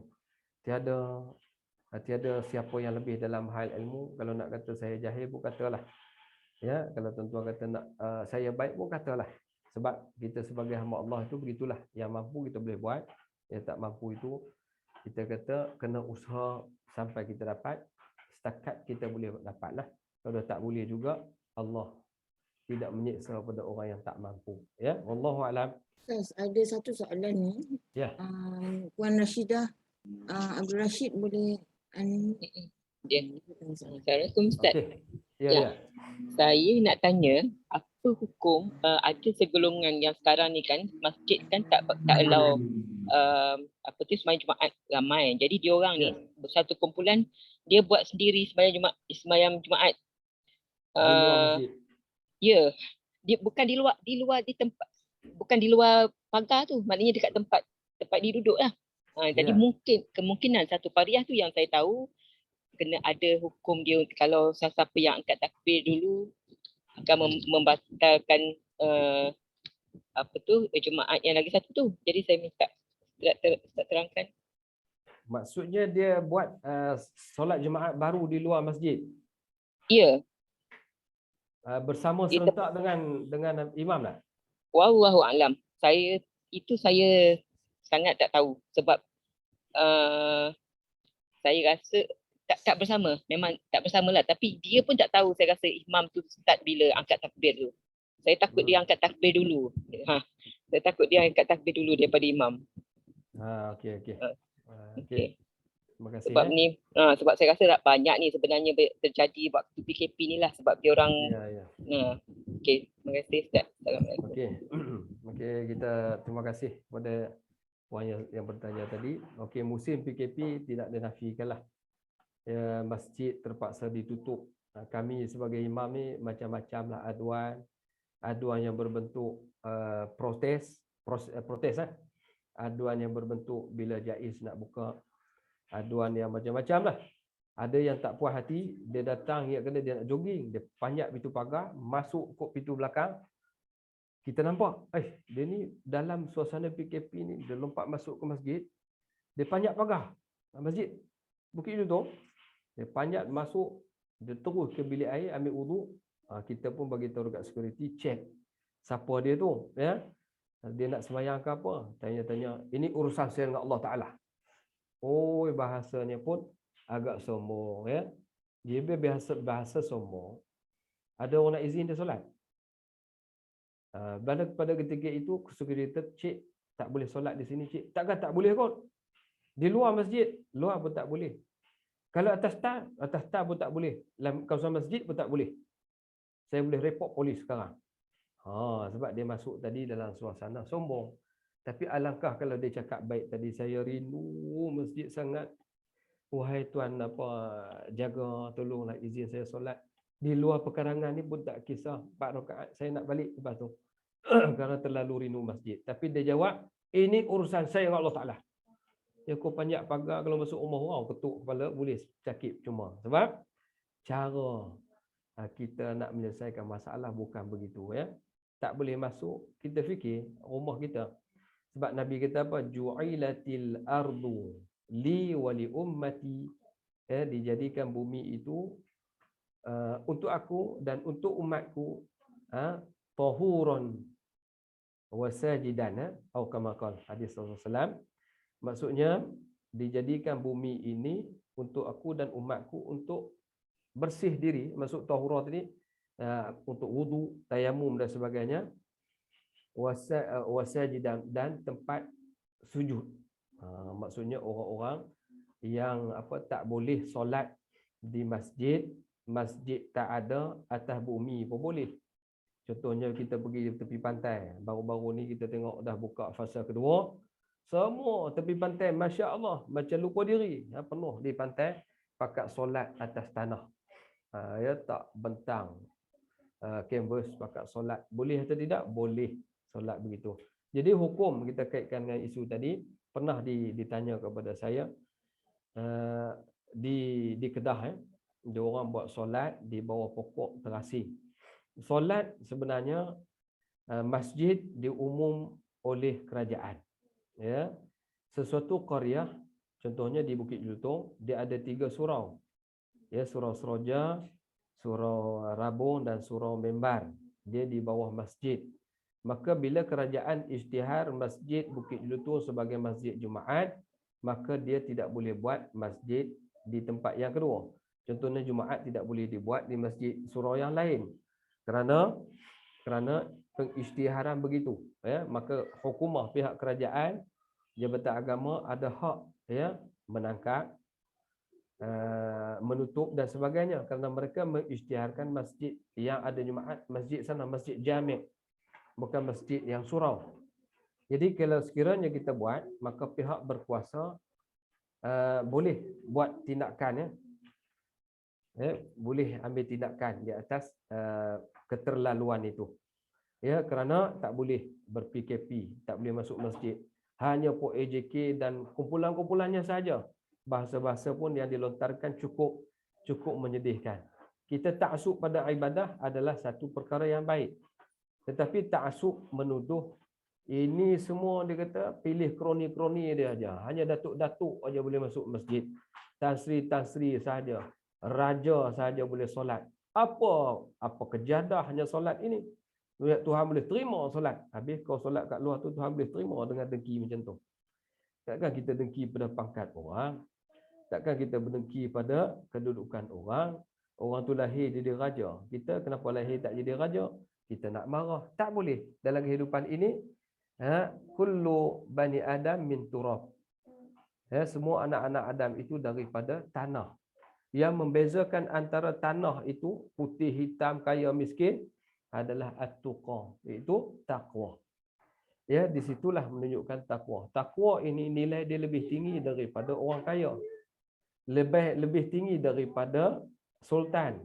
Lebih tinggi daripada pangkat Perdana Menteri. Takwa. Satu je perkataan takwa. Jadi, kalau raja itu bertakwa, lebih hebat daripada orang susah yang bertakwa. Ya, Maknanya kalau orang bersusah tadi tidak ada sifat iri hati. Dia bersama martabat dengan raja. Jadi itu dalam hal ini kita tak perlu menunding jarilah kalau tak boleh berjumaat di masjid kerana memilih bulu dan sebagainya. Tidak ada isu itu. Berlaku di Putrajaya pun begitulah. Menuduh Bilal imam tadi memilih orang-orang yang kaya untuk solat.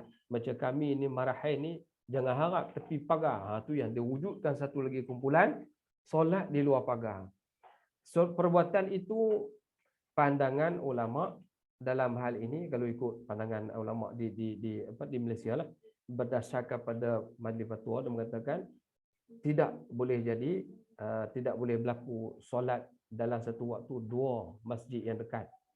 Ya, tidak boleh berlaku dua solat dalam satu waktu, dua imam dalam satu waktu. Contohnya Jumaat, luar tu pun Jumaat, dalam Jumaat. Hak belakang tu yang protes, hak dalam yang kerajaan punya. Contohnya tajaan kerajaan. Takkan Allah nak terima solat orang kerajaan saja? Kita pun orang terima. Tapi perbuatan kamu, kena ingat, kamu telah mengadakan dua jemaah dalam satu waktu. Ini perbuatan itu boleh membawa kepada solat tidak diterima. Ya, takut tertolak daripada Jumaat jadi solat sunat biasa. Ya, kerana apa? Jumaat dan solat waktu, solat fardu sekalipun, kami pernah solat di masjid dulu, di masjid di Mesir lah. Kami apabila bertemu dengan kumpulan yang solat fardu penuh full ya, solat yang 4 rakaat, kami musafir nak buat 2 rakaat. Yang kita pegang solat orang musafir tak boleh ikut orang solat tamam. Habis tunggu bagi mereka habis sembahyang baru kami sembahyang lain. Sebenarnya masa pandangan kita pegang begitu pandangan kita. Lalu kata orang Arab Mesir, mari sini. Siapa ketua kamu? Mari sini. Dia kata, kamu tahu tak? Kamu sembahyang tadi serentak dengan kami, hukumnya la solata. Tidak ada solat dalam satu waktu. Tidak ada 2 solat dalam satu waktu. Tidak ada 2 imam dalam satu waktu itu. Kalau tidak, mesti jarak ataupun berasingan, dan sehingga orang yang asal selepas azan tadi, dia sempurnakan solat itu, orang yang qaryah tu habis semua, sehingga tak ada orang lain dah, maka kumpulan baru datang, kita lah orang kumpulan baru itu, boleh buat berasingan begitu. Tapi kalau serentak satu waktu, tak boleh, hukumnya haram mereka. Jadi dalam suasana itu tuan-tuan, berhati-hatilah dalam kita nak istimak sesuatu hukum. Ya, kadang-kadang kita melulu dengan nafsu. Bukan kita buat sesuatu hukum dengan berdasarkan hukum, sama ada hukum itu yang dikeluarkan oleh Jabatan Mufti ataupun Jabatan Agama lah ya. Contohnya kita banyak bersangka tak baik. Dalam hal ini mudah-mudahan kita doalah PKP tak berlaku lagi. Cuma sekarang pun masih jadi lagi 500 ditetapkan di satu masjid. Masih lagi orang kata orang-orang kayangan sahaja yang boleh masuk, orang tak kayangan tak boleh masuk. Bila kita bertemu orang yang tak kayangan, dia kata tak adalah, kita niat datang kerana Allah boleh masuk je. Mudah je pun, ya. Yang tak boleh tu sebab satu, dia datang lewat, kota dah penuh, first come first serve, dia datang lewat. Itu yang dia cuba nak buat di rakaat yang itu yang dia katakan dia cuba nak buat di solat di satu tempat yang lain. Saya pernah jadi sekali di Subang Jaya, Masjid SS3. Ya. Masjid SS3 dekat Petronas ya. Subang Jaya. Situ Surau An-Nur. Sekarang ni Masjid An-Nur kot. Di situ ada 2 parti, PAS dengan UMNO. Saya sebut tu terang sebab saya jadi bahan tuhmahan PAS pada ketika itu. Saya jadi imam, dilantik oleh Nazir di situ, jemput saya pergi jadi imam. Habis saya jadi imam, masa tu saya imam Masjid Bukit Jelutong ni, surau lama. Saya pergi ke situ, saya jadi imam. Dia orang kata kalau bagus diterima oleh masyarakat, kita terus lantiklah imam situ. Saya imam maghrib dengan Isyak. Habis saya tengok kita Assalamualaikum warahmatullahi, Allahu Akbar. Ada terus jemaah solat di belakang. Okey. Ada terus jemaah di belakang solat. Saya ingat siapa ni, okey lagi. Terus habis-habis sembahyang, pengurusi panggil masuk dalam. Ustaz, masuk sekejap, kita sembang sikit. Masuk dalam. Pengurusi kata, Ustaz, jemaah ni daripada dulu Ustaz masjid ni solat Jumaat 2 kali. Dan puan yang tanya tadi kan. Masjid ni solat 2 kali Jumaat. Sebab itu kerajaan ambil alih. Jabatan Agama ambil alih. Zaman tu zaman Ustaz Taufik dia kata ambil alih. Sebab apa? Kita jemaah yang dilantik imam oleh Jaiz ini jadi imam Jumaat habis dia pun habis-habis dia sembahyang lagi usolli fardhu Jum'ati. Boleh macam tu. Padahal imam tadi bukanlah fasik, munafik, kafir pun. Ya. Beza parti je pas dengan UMNO. Ya sebut sekarang boleh bergani baru pun. Jadi satu kerajaan. Kenapa dulu tak boleh? Sampai solat tak sah. Ya Allah, apa fikrah yang kamu pegang? Dalam hal itu kita sedih ya. Habis-habis sembahyang nak salam dia tak nak salam. Suruh tangan dia pusing muka sebelah lain. Aku nak marahnya kalau orang pas. Perangai apa lagu ni ya Allah. Pengurusi kita, ustaz jangan salam orang masuk sini. Itulah totok punya hijau tu. Saya kata astagfirullahalazim, haji saya tak pernah menghina sesiapa. Saya datang nak jadi imam, kalaulah makmum tu pas ke UMNO ke China ke India ke Kadazan Iban ke yang Islam, masuklah sekali. Tak peduli kita imam ya, semacam saja nak menyembah Allah Taala. Tapi tiba jadi dua puak yang keras ya, kerana nak membalas kot ketidakpuasan hati mereka nak menguasai surau tersebut ya. Wallahu alam, sampai ke tahap begitu sekali ya. Ya pernah pengalaman begitulah. Wallahu alam, kalau sekiranya tak tercapai dia punya jawapan tadi, saya mohon maaf lah. Kalau sekiranya terjawab, insya-Allah saya akan tambah lagi kupasan terhadap soalan ini berdasarkan insya-Allah kita lihat juga Majlis Fatwa Kerajaan Negeri Selangor apa fatwanya terhadap bagi mereka yang solat berjemaah asing di luar kan. Sebab apa? Kalau ikut hukumah dia kata selagi masjid itu kita boleh buat di tempat yang lain ketika mana kemarau, hujan yang lebat, kita nak pergi sembahyang Jumaat di masjid tu terputus hubungan nak pergi tak boleh, maka hari itu hari Jumaat ya, maka boleh walaupun kita dengar suara khutbah di masjid sebelah tapi kita nak pergi tak boleh, kita boleh sunat buat sekali lagi di sebelah sana untuk grup kita di sana ya, boleh begitu. Sebab nak pergi tak boleh, hujan lebat, titi putus, nak berhubung pergi tak boleh. Tapi suasana sekarang tak boleh disebabkan sekatan kerana wabak, lebih kurang terputus titi lah juga kan. Jadi dia orang kata kalau begitu boleh buatlah. Kata pihak Jabatan Agama, itu saya nak rujuk balik secara inilah dalil yang jelas ya, supaya kita dapat mengamati sesuatu dalil hukum itu berdasar kepada dalil dan kiasan. Adakah dalil yang mengatakan harus buat sebelah itu umpama kita disekat tak boleh masuk ke dalam disebabkan umpama kias pada putus hubungan tadi ya, dan ni nak masuk sebab disekat oleh pegawai, yang sana buat disebabkan terputus, memang nak pergi tak boleh sungguh, sunat kita buat kembali di sebelah sana. Maka tuan-tuan sekalian, insya-Allah minggu depan sempat kita kupas lagi isu dan tajuk ini kerana cantik ya, cukup baik untuk kita jadikan pedoman dalam kehidupan, kerana sesuatu masalah itu kadang-kadang fiqh itulah fiqh terlalu luas. Dia bergantung pada senario, situasi. Kalau situasi itu berubah, dia akan berubah sampai ikut senario itu. Wallahu alam, moga yang dapat jawapan yang baik. InsyaAllah kita akan tambah lagi minggu depan berdasarkan dalil-dalil yang mantap lah insyaAllah. Ya, pada hari ini sebagai gambaran awal dulu. Mudah-mudahan ada sikit jawapan pada persoalan tadi. Wallahu a'lam. Minta maaf banyaklah kalau terpanjang ya.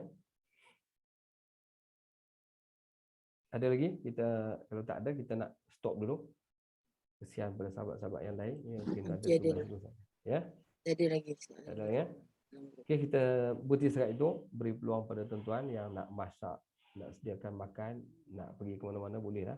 Musim fasa ketiga dah ada kebebasan sikit, tapi SOP jangan kita tak jagalah insya-Allah ya. Kita tangguh dengan sebelum tu kita baca doa dulu. A'udzubillahi minasyaitonir rajim. Bismillahirrahmanirrahim. Allahumma salli ala sayyidina Muhammad wa ala alihi washabbihi ajma'in. Allahumma la mani'a lima a'tayta wa la mu'tiya lima mana'ta wa la yanfa'u dzal jaddi minkal jadd. اللهم زدنا ولا تنقصنا وأكرمنا ولا تهنا وآثرنا ولا تؤثر علينا وأعطنا ولا تحرم علينا. رب زدنا علما وارزقنا فهما. اللهم لا سهل إلا ما جعلته سهلا وأنت تجعل الحزن سهلا إذا شئت سهلا. اللهم انفعنا بما علمتنا وعلمنا بما ينفعنا وزدنا علما. اللهم ربنا عليك توكلنا وإليك نبنا وإليك المصير. اللهم إنا نعوذ بك من كل بلاء الدنيا وعذاب الآخرة. اللهم إنا نعوذ بك من البرص والجنون والجذام ومن سيء الأسقام. صلى الله على سيدنا محمد وعلى آله وصحبه أجمعين والحمد لله رب العالمين. تقبل الله. Kita tangguh dengan kafaratul majlis dan suratul asr. Subhanakallahumma bihamdik asyhadu an la ilaha illa anta astaghfiruka wa atubu ilaik. Bismillahirrahmanirrahim. Wal 'asri innal insana lafi khusr illa alladhina amanu wa 'amilus salihati wa tawassaw bil haqq wa tawassaw bis sabr. Assalamualaikum warahmatullahi wabarakatuh. Mudah-mudahan bertemu lagi kita di minggu depan. Wallahu a'lam. Terima kasih Ustaz.